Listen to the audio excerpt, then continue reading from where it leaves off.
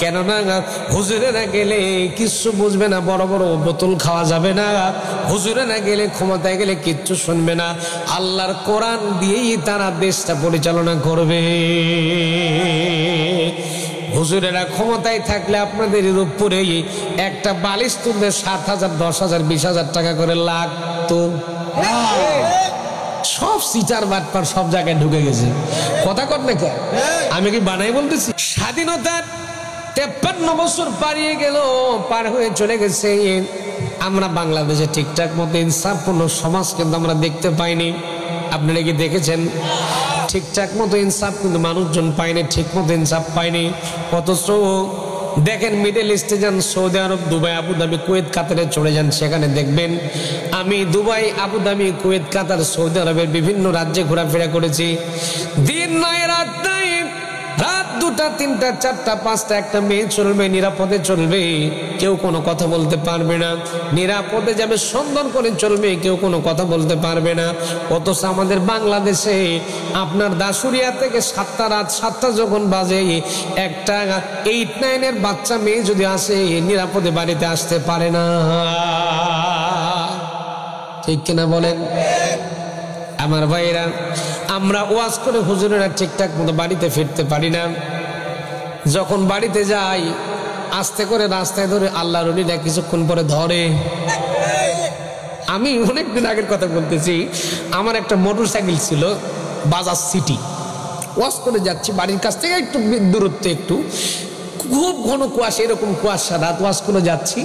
যাওয়ার পরে দেখতেছি 8-10 জন লোক আমার দাঁড় করেছে। আমি বুঝি মিলাদ টিলাদ পড়াবে নাকি।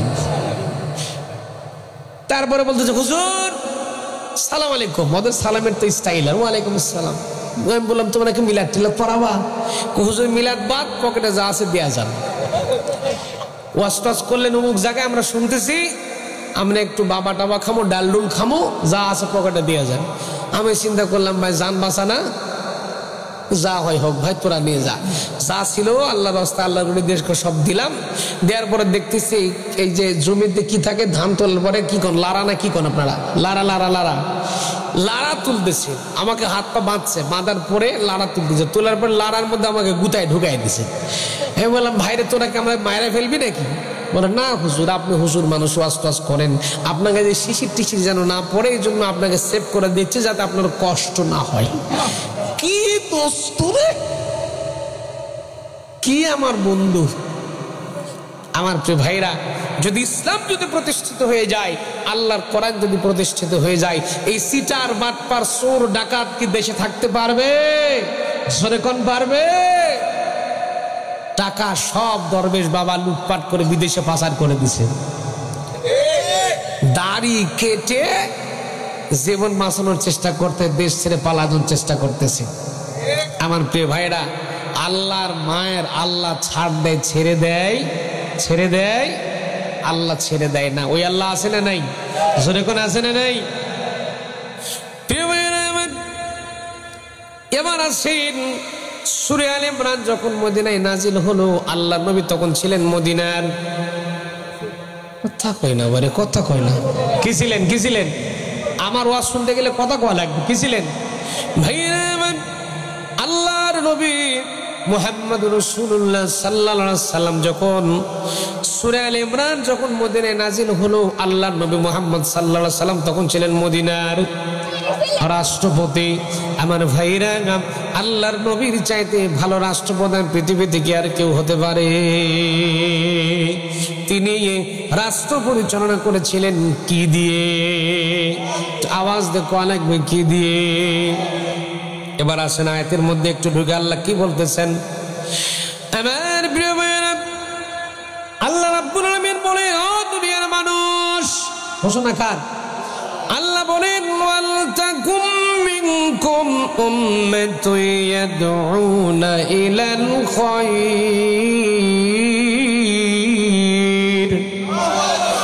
আল্লাহ বলেন, ও দুনিয়ার মানুষ, ওয়াল তাকুম মিনকুম উম্মাতুন ইয়াদউনা ইলাল খায়র, তোমাদের মধ্য থেকে, ওয়াল তাকুম মিনকুম উম্মাত শব্দের মানে দল। উম্মাত মানে কি? আল্লাহ বলেন, উম্মাতু ইয়াদউন ইলাল খায়র, তোমাদের মাঝে একটা দল আসবে, একটা দল তৈরি হবে, ইয়াদউন ইলাল খায়র, ওরা মানুষকে কল্যাণের দিকে সব সময়ের জন্য ডাকতে থাকবে। এই কথাটা কে বলতেছেন? আলেম ওলামা আমার কাছে বসে আছে, লক্ষ্য করা লাগবে। আল্লাহ বলেন তোমাদের মাঝ থেকে একটা দল হবে, ওরা মানুষকে কল্যাণের দিকে ডাকবে, ওয়ায়ামুরুনা বিল মারুফ, ভালো কাজের আদেশ করবে, ওয়ানহাউনা আনিল মুনকার, খারাপ কাজের নিষেধ করবে, ওয়া উলাইকা হুমুল মুফলিহুন। আর আল্লাহ বলেন বান্দা লক্ষ্য করে দেখো, ওই দলের যারা নেতা কর্মী হবে ওরা সফল কাম হয়ে যাবে, আখিরাতের ময়দানে ওরা আমার জান্নাত লাভ করবে। প্রিয় ভাইরা আমার, তাহলে আল্লাহ নিজে বলছেন তোমাদের মাঝখান থেকে একটা দল তৈরি হবে, এ দলের লোকদের কাজ হবে ইয়াদউন ইলাল খায়র, এ দলের লোকদের কাজ হবে ইয়াদউন ইলাল খায়র, তারা কল্যাণের দিকে মানুষকে ডাকতে থাকবে। ইলাল খায়র, কল্যাণের দিকে মানুষকে ডাকবে, ওয়ায়ামুরুনা বিল মারুফ, তারা ভালো কাজের দিকে মানুষকে আদেশ করবে, ওয়ানহাউনা আনিল মুনকার, খারাপ কাজের দিকে নিষেধ করবে, ওয়া উলাইকা হুমুল মুফলিহুন, আর ওই দলের নেতা কর্মী যারা হবে সবগুলো হবে সফল কাম। যখন সুবহানাল্লাহ। প্রিয় ভাইরা আমার, তখন আল্লাহ কোরআনে বলছেন একটা দল হবে। কে বলছেন? কে বলছেন? একটা দল হবে, এই দলের কাজ হবে মানুষকে কল্যাণের দিকে ডাক দেওয়া। দলের কথা আল্লাহর কোরআনে আছে না নাই? জোরে বলেন আছে না নাই? একটা দল হবে। আমার প্রিয় ভাইরা, বাংলাদেশে আমরা বিভিন্ন জন বিভিন্ন রাজনৈতিক দলের সাথে পরিচিত আছি না নাই? বিভিন্ন জন বিভিন্ন রাজনৈতিক দল করে, সে রামপন্থী বামপন্থী যেটাই হোক না কেন। প্রিয় ভাইরা আমার, প্রথমত উম্মত মানে দল, গ্রুপ, একটা গ্রুপ, একটা দল। দল করতে গেলে চারটা জিনিস লাগে। যখন কয়টা দল করতে গেলে চারটা জিনিস লাগে। এক নম্বর, দলের একটা নাম লাগবে। তাই সে রামপন্থী বামপন্থী যেটাই হোক না কেন, বাংলাদেশ অনেক বড় বড় দল আছে, যেমন ধরেন আওয়ামী লীগ, বাংলাদেশ জাতীয়তাবাদী দল বিএনপি, তারপরে জামাত ইসলাম, তারপরে এরশাদ চাচা দল জাতীয় পার্টি, তারপরে আছে ৮৮, ৩৬৫, অনেকগুলো দল আছে বাংলাদেশে। এদের মধ্যে আল্লাহ রাব্বুল আলামিন বলেন তোমাদের মধ্যে লক্ষ্য করা লাগবে, তোমাদের মধ্যে একটা দল হবে। আর ওই দলের লোকগুলো লক্ষ্য করে দেখবে, তোমরা একটু পরিচিত হওয়ার চেষ্টা করবে, লক্ষ্য করে দেখবে সেই দলের ভিতরে উম্মতকে ডাকবে দলের লোকরা ইয়াদউন ইলাল খায়র, কল্যাণের দিকে মানুষকে ডাক দেবে। ওই দলের নেতা কর্মীর সঙ্গী হওয়ার দরকার আছে না নাই? আওয়াজ দেখুন আছে না নাই? আমার প্রিয় ভাই, একটু কান খোলেন, একটু মাথার মধ্যে আওয়াজগুলো ঢুকে নেন। আপনার অনেকেই অনেক রাজনৈতিক চিন্তা ভাবনা করছেন, অনেকে এক একজন এক এক রাজনৈতিক দলের সঙ্গে আমরা জড়িত আছি। কেউ আওয়ামী লীগের রাজনীতি করেন, কেউ বিএনপির রাজনীতি করেন, কেউ জাতীয় পার্টির রাজনীতি করেন, কেউ জামাত ইসলামের রাজনীতি করেন। আপনার রাজনীতি, আপনার চিন্তা চেতনা আপনার মনের মধ্যে ওটা থাকবে। রাজনৈতিক চিন্তা লালন করেন, এটা সামেন আর বাইরে।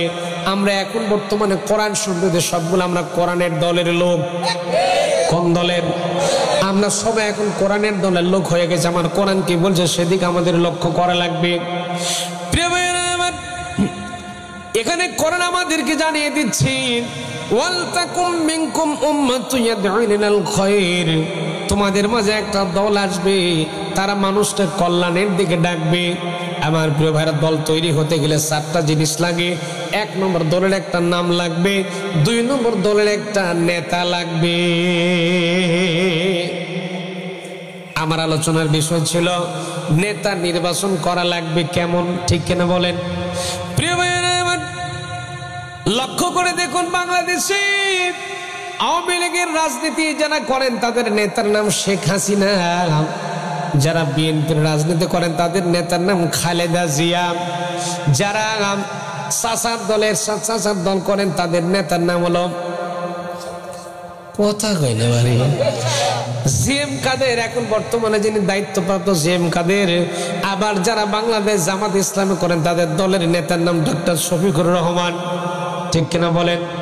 আমার প্রিয় ভাইরা, এমন দল জনপ্রিয় দল বাংলাদেশে আছে, এমন দল বাংলাদেশে জনপ্রিয়তা অর্জন করেছিল, জনপ্রিয় দল বাংলাদেশে আছে যারা বিপদের সময় দলের নেতা কর্মী সবগুলাকে ফেলায় থুয়ে হেলিকপ্টারে চড়ে বিমানে করে দিল্লিতে পালায় যায়। আছে না নাই? নাকি বাংলাদেশে নাই? ভাইরা আমার, এই দেশের ভিতরে বাংলাদেশের রাগ করতেছেন জাতীয়তাবাদী দল বিএনপির নেতা কর্মীদের উপরে দীর্ঘ 16টা বছর কম অত্যাচার নির্যাতন হয়নি, তারপরে কোনো বিএনপি নেতা নেত্রী পালায় যায়নি। জামাতে ইসলামের নেতা কর্মীর উপর কম নির্যাতন অত্যাচার হয়নি, নির্যাতন হয়েছে, জেল হয়েছে, জুলুম হয়েছে, ফাঁসি হয়েছে, হামলা হয়েছে, মামলা হয়েছে, শত নির্যাতন শত জুলুম অত্যাচার করার পরেও জামাত ইসলামের নেতা কর্মী কিন্তু পালায়ে যায়নি। অথচ আমরা লক্ষ্য করে দেখেছি বাংলাদেশের যেটা জনপ্রিয় দল নামে বাংলাদেশে পরিচিত, ঠেলায় পরে দলের নেতা কর্মী সবগুলোকে ফেলায় দিয়ে দলের নেতা দিল্লিতে চলে গেছে। আমার মনে হয় বিপদের সময় যে দলের নেতা দলের কর্মীদেরকে বিপদের মুখের মধ্যে ফেলায় দেয় দিল্লিতে পালাতে পারে, ওই দলের নেতা নেত্রীকে 140 তালাক দিয়ে ইসলামী দল করার দরকার আছে। ঠিক কিনা বলেন? আমার ভাইরা, যেহেতু কোরআনে আল্লাহ জানাচ্ছেন তোমাদের নেতা সহ কিয়ামতের দিনে আমি আল্লাহ তোমাদেরকে ডাক দেব।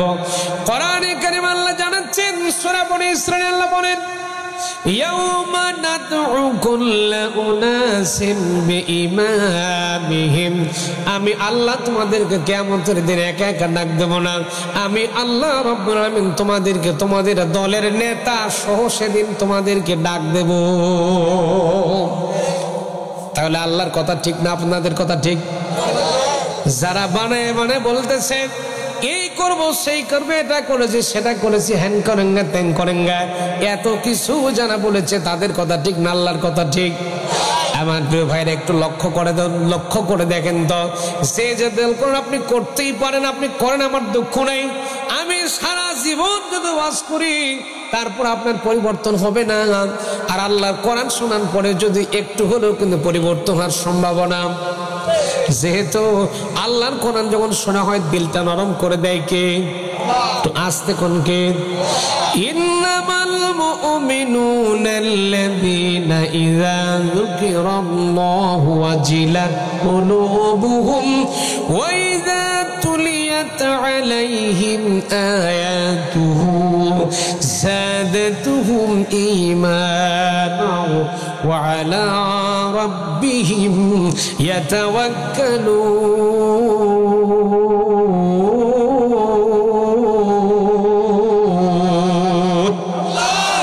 আরেকটু চিল্লায় কোন আল্লাহু আকবার। ভাইরা আমার, মুমিনদের সামনে যখন কোরআন থেকে তেলাওয়াত করা হবে মুমিনদের অন্তরগুলা নরম করে দেবেন তিনি কে? শুধু তা নয়, আল্লাহ বলেন যখন তেলাওয়াত করা হবে আমি অন্তরগুলা নরম করে দেব এবং কলিজাগুলা থরথর করে তাদের কাঁপতে থাকবে।